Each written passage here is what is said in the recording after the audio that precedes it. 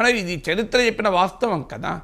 అందువల్ల ఇంటగ్రేషన్ అనేది డైవర్సిటీ ఉన్న దేశంలో, భిన్నమైన భాషలు ఉన్న దేశంలో ప్రతి భాషను గౌరవించడం ద్వారా సామరస్యం వస్తుంది, సమైక్యత వస్తుంది.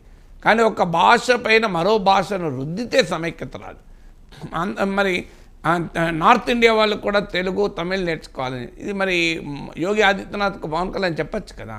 అందరం అంటున్నది అదే కదా.